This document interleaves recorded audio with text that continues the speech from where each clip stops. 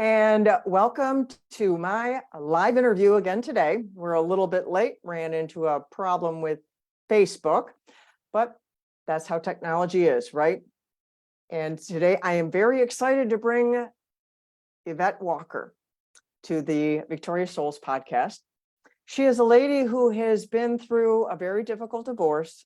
A very difficult marriage that ended in divorce. And then she found herself sleepwalking kind of through life.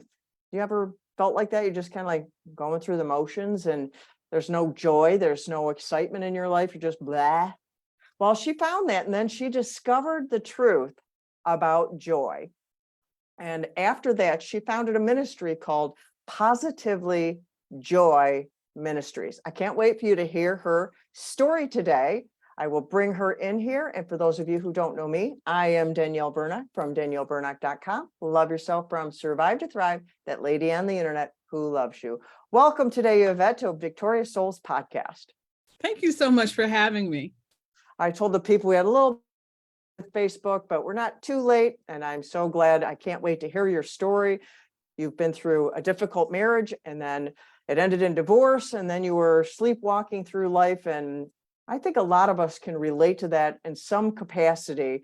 And so before we get started getting into all of that, tell us a little bit about Yvette. Tell us about your background growing up and before all of the difficult divorce stuff. Sure.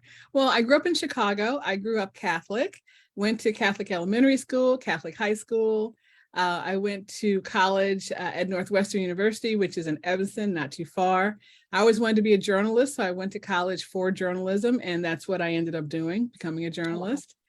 And, it was a pretty good, normal existence. I've always been a believer, baptized as a baby, confirmed, the whole deal. If you're Catholic, you know what that means. So I always continued to go to church. And it was a great life. My mother, who was a nurse, I really think instilled some very, very strong ideas, morals, and values in me. And she always made sure that we go to church. And so, that was really, really good. And so I grew up and became a journalist. And it was when I was in my second job, I met my then husband. And like a lot of people, you have those early, romance and you're excited. And he knew I was Catholic and I knew that he wasn't, but he went to church and but not my church, but he believed in God. And so I thought it was going to be okay. But, that became a problem at one point. I think it's important for you to find someone to share your faith with. For me, that became evident to me throughout the marriage. And but that wasn't the bigger problem. Was that, very sadly, he was going through a medical issue. He was bipolar. And I didn't know that going into the marriage. Did he know that? We both thought he had Epstein-Barr syndrome, which is chronic fatigue syndrome. Oh. But, a lot of people are misdiagnosed. Oh, and that's so true. Yeah, he had been misdiagnosed. So, yeah, it was just something. But here's the thing. We married and I was very serious about my vows. And we tried. How did you guys get together? How did you meet him? Where did you meet him? And how old were you when you got married? Were you working before that? I was working. I was, older. I got married at 28. So I wasn't a child bride. I had my wits about me, we both did. You can't blame it on getting married too young. No, right? no, I can't. I can't at all. But that's why I do say, I think it is important to have that shared faith, because you both can lean on that in times of difficulty. And it wasn't so much the bipolar, I think, although it's a very difficult situation for a husband and a wife to go through together.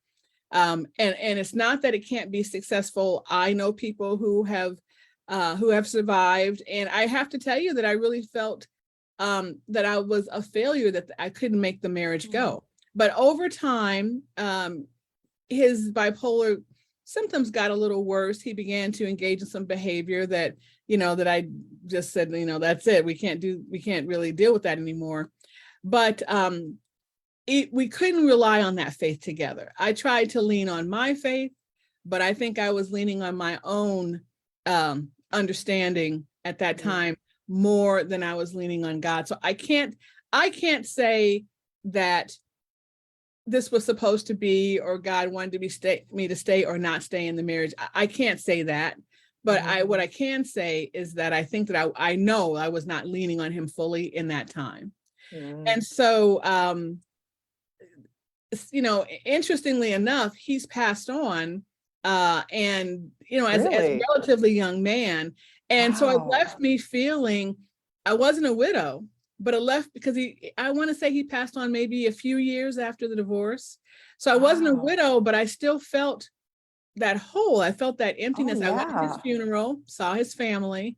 So yeah, it was difficult, but I think there was a time when I realized I was at my lowest because I was concerned, worried, just, about the fact that I maybe would grow old alone, or I wouldn't get married again. And so there was one night when I was listening to K-Love on the radio, and I just could not get to sleep. I was tossing and turning.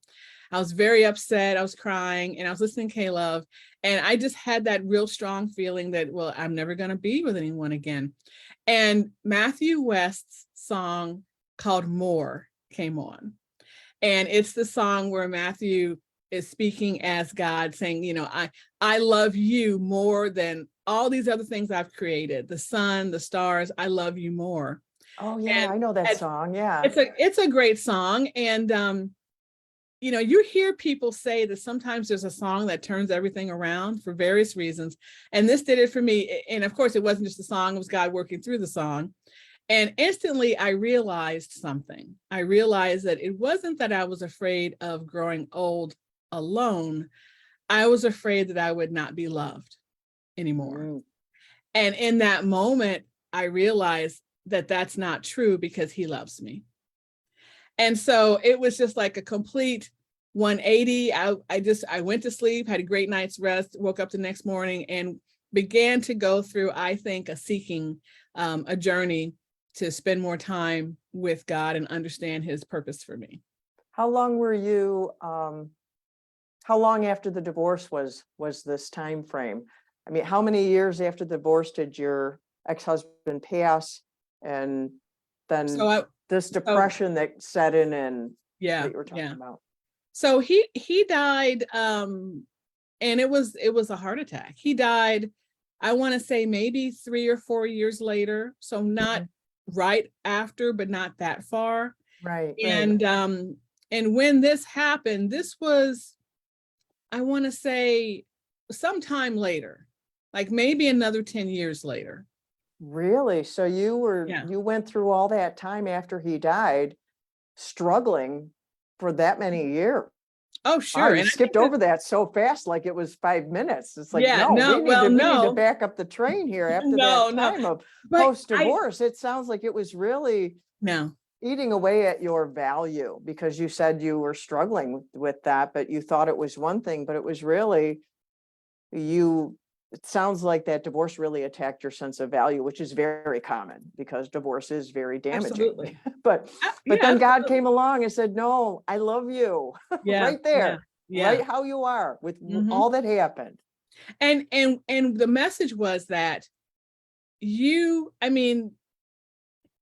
you found someone again, or if you didn't find anyone again, it would be okay because I love you. And that's the most important thing. That's the value. That's instilling that value in you, that you are worthy of that love because he said so. And so he's going to love you forever. And wow. So that was the beginning of the big change in your life. That's how you started seeking the Lord even more after that. That's when you started turning everything around. Absolutely. And I want to point out something. This can happen. Like when I was still married, I did not realize I was still going to church. I was still a believer. So it's not that. But what I began to realize was I was getting comfortable in my faith and I wasn't challenging myself. I wasn't trying to go deeper. I wasn't reading the Bible. I was just going to church and then just living life. And it wasn't a bad life, but I understand now how much richer, deeper, and more beautiful it can be. How much since more I've gone. There is like more. that song. Yes, Matthew West, thank you. There is more, absolutely. Yeah, yeah.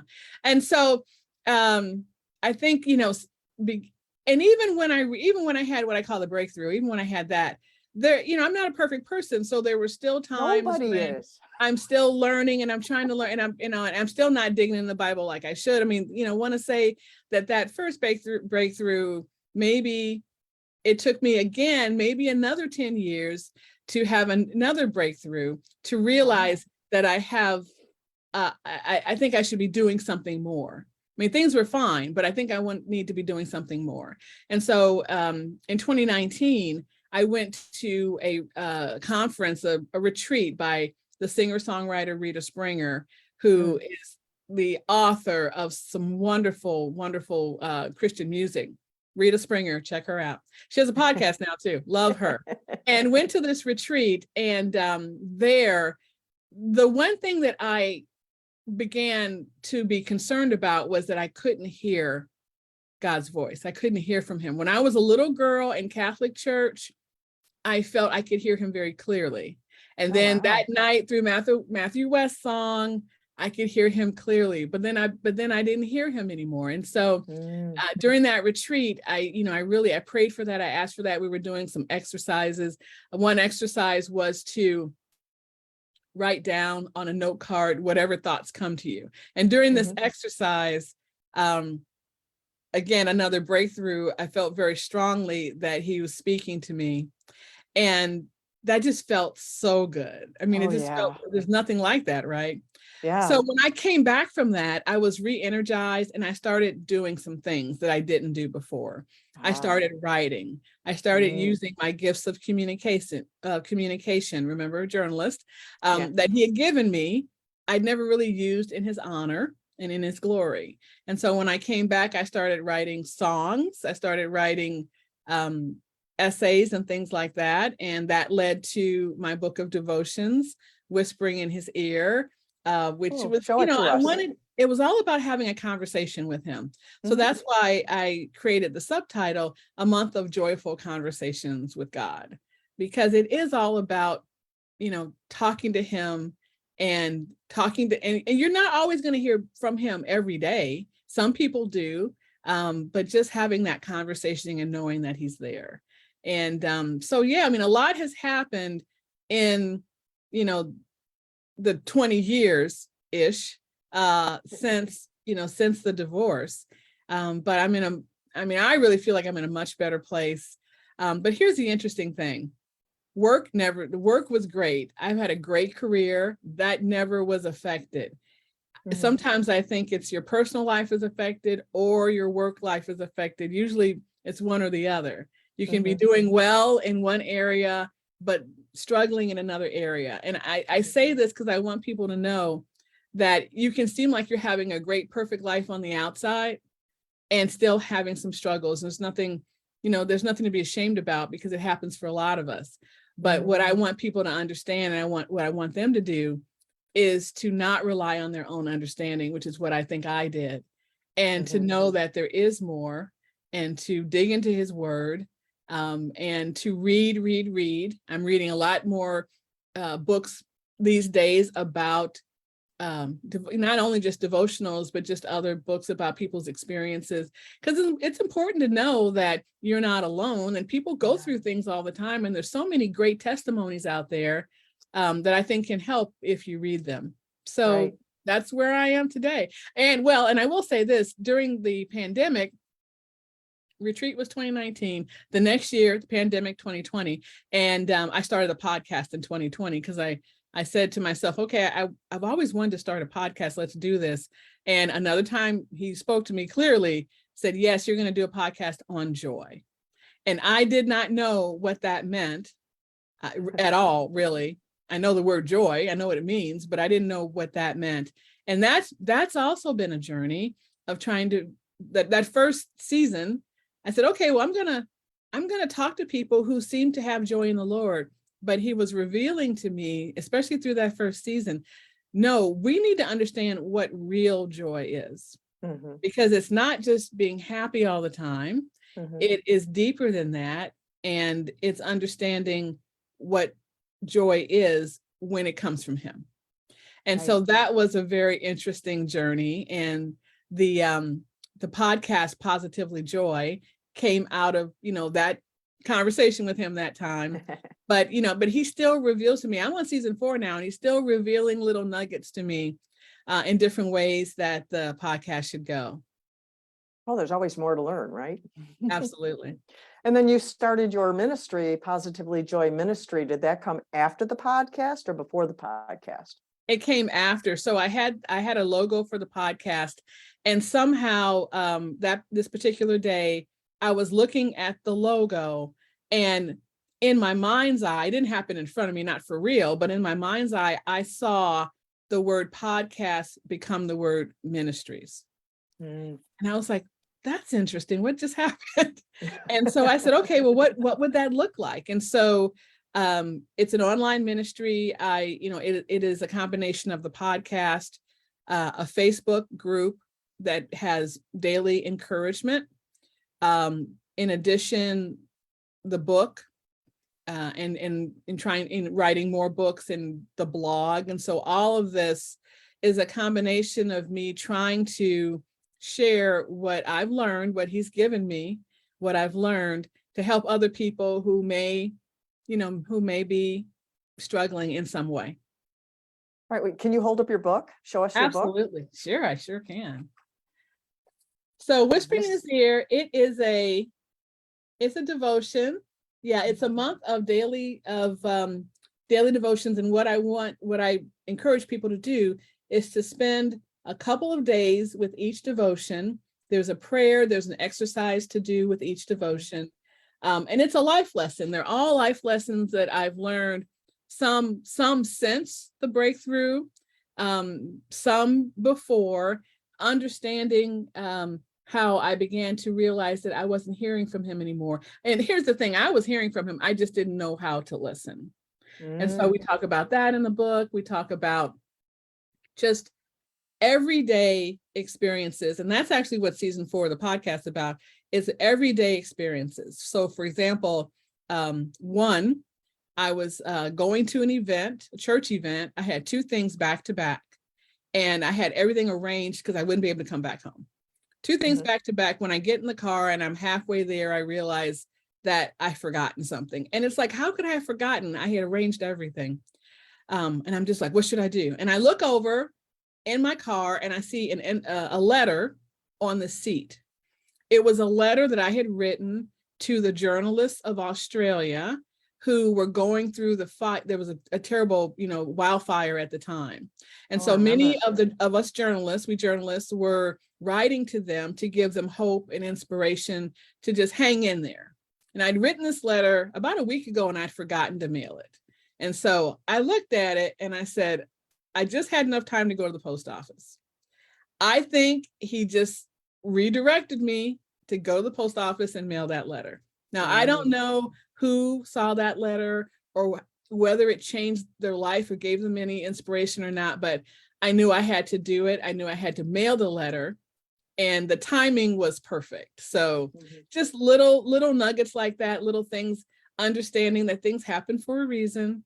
And it's just relying on him, being open to his prompting. And that was a prompting. That was a day I needed to just turn that car around, go to the post office, get that letter mailed, and then make it to my second event, which was fine. Yeah, you were talking about that I don't remember how you put it. It wasn't that he wasn't talking to you, you had trouble hearing or something. Can you speak to that just a little bit? Yes. So I do believe that he is open. He can speak to us anytime, and I think he does. But when our hearts are hardened, or when we just rely on our own understanding and we are not quiet and still and make time for him, we can miss it. And so, and the Bible tells us that his voice is a small voice. You know, it doesn't come in the wind. It doesn't come in the fire, in the big sounds. So it's not on the billboard on the side of the road, No, or I mean, he can do anything he wants. You know, I know, I I do just thought love that'd some be of those entertaining. billboards. Yeah, I do love some of those billboards that said, "Don't make me come down there, God." They're funny, but I think he does talk to us. I think he has messages for us, but we just have to be quiet. And I don't know about you, but my mind is always racing. I'm always thinking about what's next to do, either in the podcast or my day job. And there's always something, family, and it's hard to settle. It's hard to quiet down. And so we have to make that time. And I actually have a free resource at my website, positivelyjoy.com, that talks about 5 ways to choose joy. And it helps you create a habit and even create a space in your house to develop this habit and create some time so that you can talk and listen to him. Wow, that's wonderful. Thank you for sharing that. I'm Yeah. remembering that we kind of missed something here that the audience needs to hear from you. You went through this divorce, you went through this struggle, you had this breakthrough, you went to this retreat and you learned all this, and you know, that song of more, but you got remarried in there. I didn't did. you? I did. I We can't did. forget to talk about this. How did that happen? And where in the timeline is that? So before the second breakthrough, about midway between, after the first breakthrough where I, you know, where God just said, "Don't worry about it. I love you." You know, after the divorce, it's okay to date. So, you know, you can date. But there was a time when I stopped dating, and I said, "Lord, I'm just going to spend this time with you." It was about 1.5 years. And you tell me when it's okay to start looking again, or you send me somebody, right? And so about 1.5 years later, I heard him say, "Yes, go, it's okay, start looking again." And the third man that I met after that release is my current husband. He's a sweetheart. We share so many of the same values. We share our faith, which is so important for me. We in our vows, we had scripture, both of us in both our vows, we had scripture. And yeah, so he's a great guy. How long have you been married with him? 5 years this year. Wonderful. Yeah. That's wonderful. I wanted to make sure that was part of the story, because, and even how you shared that is important, because you weren't like, I have to get married, I have to get married, I have to get married, I have to get married. You let go of that. I did. And you let the Lord be in charge of that. And he blessed you in a way that was just more than you had imagined. Absolutely. That's just how he does that. That's how exactly. That's how he does it. That's because how good our Father is. He's so good. He knows what's best for you. And sometimes we have to let go. And I use the word release. And I mean that. He needed to say, it's okay for you to meet people and go out on dates now, because I'm releasing you from this, and there's going to be something great at the end. And I didn't know what was going to happen, and I didn't know how long it was going to take to meet someone, if even that was going to happen. But the other important thing is, even if it didn't happen, right, I was still in his embrace, in the Father's embrace, and that was okay. And see, more than okay. That's something that's actually, I want to point out to our audience, that's a place of safety. When someone is feeling desperation and they want to get married, that will blind them to things. Whereas if they will rest and trust the Lord in this process, then you can be ushered into something beautiful, something more. I agree. And I realize, I'm speaking from my experience, and lots of people have different experiences. Oh, yeah. But I think the thing that's the same, God is the same. Amen. I was going to say that God's the same. Yeah, he's faithful. He never changes. And, we change. Sometimes, we're not the same. We get caught up in a lot of things. The one thing that I want people to know is that a lot of people are chasing things to find joy. They're chasing people. They're chasing alcohol and substances, right? They may be chasing food. I've had a problem with food most of my life, and I'm always trying to eat more healthy and lose weight. But there are lots of things that people are chasing. There's really only one thing we should be seeking and chasing, and that's God. Well, you had told me before we started that you're running a special little contest right now. Tell us about your special little contest. I am. So the Positively Joy podcast has had over 30,000 downloads. So we're Woohoo! really excited about Congratulations. that. We're celebrating. And so I have this wonderful cap that's this is actually embroidered. It's really cool because I'm all about joy. And I got this at church and got an extra one for you guys.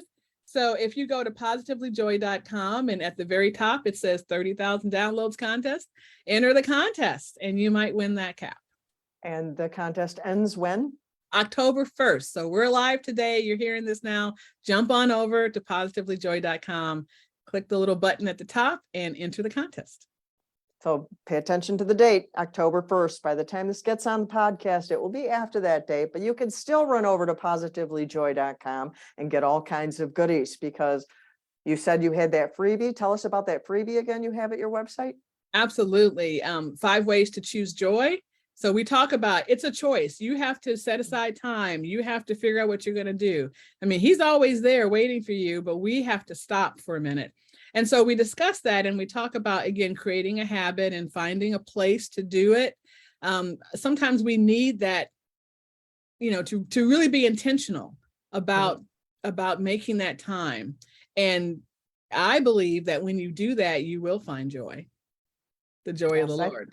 Being intentional in life is just important. Being intentional about, getting up and walking around. They have Apple Watches that remind you to stand up. I mean, it's just things like that. So we need to be intentional with something as small as that. Yeah.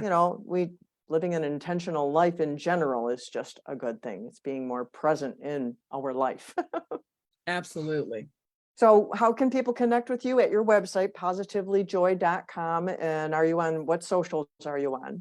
Yeah, so on all the socials, go to Positively Joy Podcast on Facebook, Instagram, TikTok, although I'm just kind of getting on there now. I'm not on Pinterest a lot, but I'm on Pinterest. And there is a group on Facebook. It's the Positively Joy community. And it's a private group you join. And we're on there every day talking about encouragement, learning. We just came off of a Bible study on the book of Numbers. And the only reason why I did that is God woke me up one morning and I said, okay, I'm going to make this time now. What do you want me to read? And he drew me to the book of Numbers, which is an Old Testament book that I have spent no time in. And so we just had, I want to say, an 18-day Bible study on the book of Numbers. So we do lots of different things on there. That's cool. The book of Numbers is where that blessing is found. The Lord bless you and keep you. Yes. Make his face shine upon you and be gracious unto you. That's from the book of Numbers. So is there anything you want to add before we let our audience go?